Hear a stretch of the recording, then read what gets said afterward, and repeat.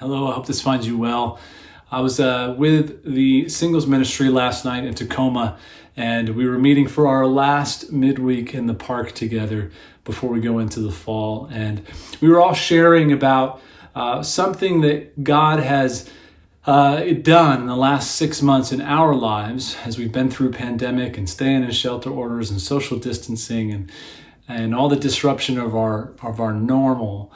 Something that God has done to get our attention or to teach us some profound lesson or to guide us into something new in our character or in our view of things. And it was so cool to hear from all of them as they shared different things that we could all kind of relate to, but the differences really spoke to God's incredible ability to meet us uniquely where we are at individually.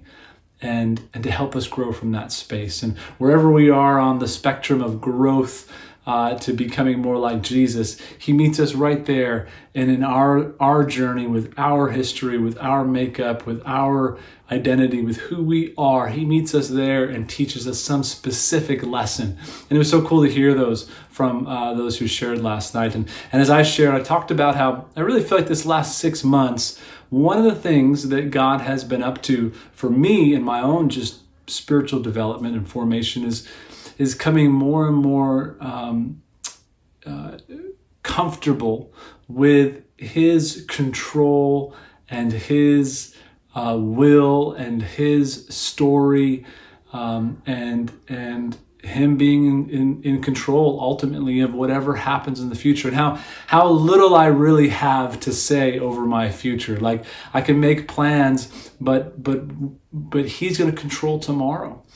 And I've been finding more and more just that truth of finding, a freedom of worry and a presence of peace as I settle into my position in this whole journey, in this whole story, that I'm really in the passenger seat of what God is doing, that he's driving, he's heading somewhere, and I get to be a part of it. I get to have conversation with him along the way. I participate on some levels, but ultimately God is in control. And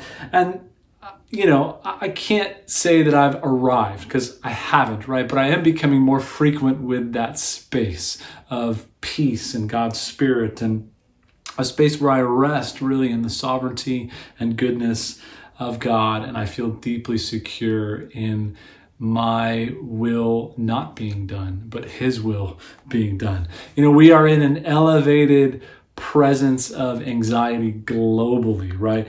The pandemic, the global economic challenges. Obviously, we're in an election year here in the U.S., social justice and race relations, just to name a few things that have created for many of us kind of a low hum of disorientation and anxiety that we've been working through the last 6 months. In a recent report I just read, said that 40% of U.S. adults had reported in the month of June struggling with mental health or with substance abuse. And maybe that's where you relate today. Maybe for you, it's been a hard couple of months or a hard couple of weeks, or maybe a hard week so far, or just a hard day today. And perhaps it's anxiety or it's depression, or even some form of temptation with substance abuse that you're struggling with. And I just want you to know, hey, there is zero judgment here. And I want to invite you to please talk about those things with members of the fellowship, with your brothers and sisters, with someone in your small group, with someone who leads your small group, or with, one of the staff or the elders, and really lean into community even more in this time. But regardless of where you are, in your wrestling and struggling with God, and with your flesh and with your will and his will and with the world and all of that, I'd like to share one thing that I feel like has brought me comfort as I've gone through this process this last little bit. And it's simply this: your struggle does not indicate that you are in sin and needing forgiveness, but your struggle indicates that God is actively trying to mature you. And that's been a real helpful thing for me, because as a guilty soul, often when I struggle and, I have an emotional response of sadness or fear or just disorientation, I can feel like, man, God might be, he's not pleased with me right now, or maybe I'm in sin and I need to repent somewhere, or something like that. And yet as I've come, through this last couple months, I feel like one of the insights of just struggling and wrestling and trying to draw close to God and finding that space of peace is that it isn't really those emotional responses, and even the disorientation that I feel at times isn't an indication of sin. It's actually an indication of God actively trying to get my attention and mature me. And in fact, if you are struggling today, in the biblical sense of struggling, you are actually engaged in the battle for righteousness. You are in the biblical language.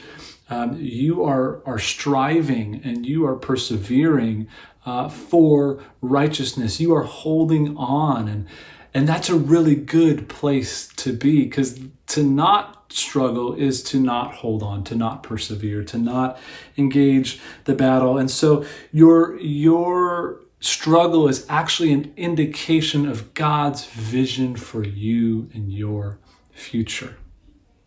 The brother of Jesus, who himself was a first century follower of Jesus, he wrote this in his letter entitled James, or that's at least what we entitled it, James. And in chapter 1, he wrote this. In verse 2, "Consider it pure joy, my brothers and sisters, whenever you face trials of many kinds, because you know that the testing of your faith produces perseverance. Let perseverance finish its work, so that you may be mature and complete, not lacking anything. If any of you lacks wisdom, you should ask God, who gives generously to all without finding fault, and it will be given to you." What we do know about perseverance is this: it doesn't exist outside of challenge, of resistance, of struggle, or in the language of James, trials of many kinds. Perseverance has to be, is only applied, it has to be in the presence of a struggle, a challenge, a trial of some kind. And no matter what the emotional response you're having to that process, whether it's anxiety or sadness or anger, it doesn't mean that you're necessarily in sin. It does mean that God is up to something in your moment, in your journey, and He is actively calling you to mature, to become more like Jesus. More like Jesus and more for others. That is our mantra as a fellowship here. And really it means our aim in this life is to end this life more like Jesus and more for others. Meaning we're just giving more to others. We're more others focused at the end of our life than we were at the beginning of our journey with Jesus. That it is an increasing, progressive growth experience over the decades that we followed Jesus. It's not quick, it's not easy, but the outcome is that we are in character because of our worldview changing and transforming from the inside out. We are becoming more like Jesus and more for others. In the past 6 months, I have struggled with not sleeping great at night, with waking up some days just flat, just feeling depressed. I have had angry outbursts at my inability to control something or a situation, and I've confessed temptations. I've struggled with sin. I've repented. I have wrestled and engaged and to submit myself to God's will over mine, and I've really chosen throughout all of this to make space to worship God and to create space for His Spirit through spiritual disciplines and engaging what I can to get myself closer to God. One of the things I've done is I've set 3 alarms on my phone.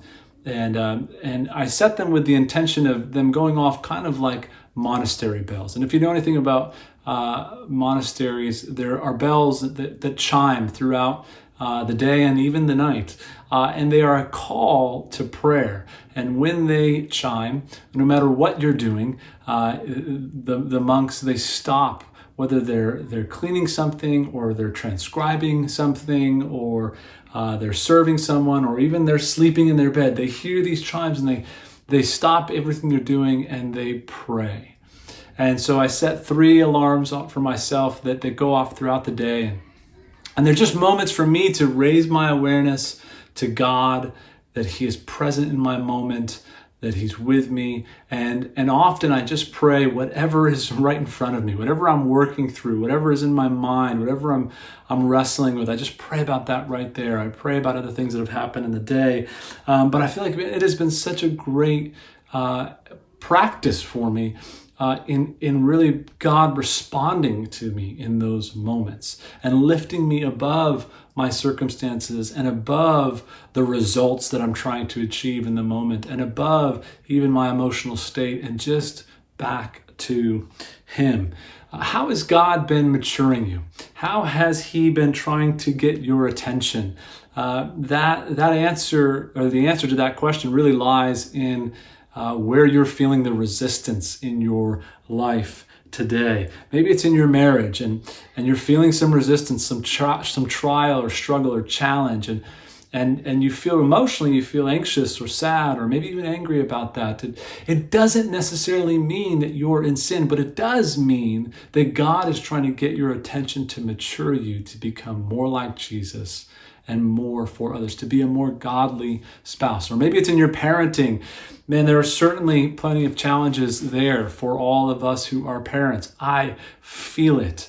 My sinful nature comes out more often in my parenting, I feel like, than in any other space in my life right now. But man, those are opportunities where God is trying to get my attention, not to shame me, not to point out my sin, but to call me into the vision He has for me, to call me to mature, to be more complete, as James says, that through this perseverance, through this testing of my faith, through the choosing of His way over my way in that moment, I get to transform through the power of His Spirit into becoming more like Jesus. Maybe it's for you finances or health or relationships or something happening on the global platform. But what do you do in those times, those moments of challenge and struggle and trial? What you decide to do matters. And what James says to do is simply to pray. To take a moment to just ask God for wisdom. Paul says in Ephesians 6, when he's talking about the spiritual battle, he says, hey, that in that spiritual battle, pray in the Spirit on all occasions with all kinds of prayers and requests. Whatever it is that you're going through, whatever the moment is, to just take a moment to lift your eyes above your circumstances, above the result that you're striving for in that moment, and back to God and His power and His love and His mercy in your life. And in that, to remember that it is not about you being sinful. It is really about God trying to mature you. And that perspective has really helped me. It has helped me so much to feel inspired to persevere, to feel inspired to grow. That this isn't just, an illumination of all of my weaknesses so that I can feel bad and just fall on the mercy of God. Though it can be that. It's really God trying to call me in, to invite me in to a process of maturation, of becoming more like Jesus. And so I just want to invite you this week, for whatever is ahead or whatever you're going through already, to set some bells, some chimes for yourself. And maybe that means, like me, putting some alarms on your phone that will go off, that will help remind you of a time to just lift your awareness and your reliance to God and no longer on yourself. But maybe some of those bells are already built in, right? things that you see on Facebook that cause great alarm in your heart can be a cue, a call, a bell, a monastery bell in your life to pray. Articles that you read in the news that just impose fear on you can be a cue and a call to prayer. Kids that are melting down for the 15th time that morning while you're trying to get your Zoom call meeting done, that can be a call to prayer. These can all serve as opportunities to bring our awareness to God, who does not find fault, but is ready to be present and active and give us wisdom on how to proceed, how to see things His way, how to mature, and how ultimately to become more like Jesus and more for others. God bless.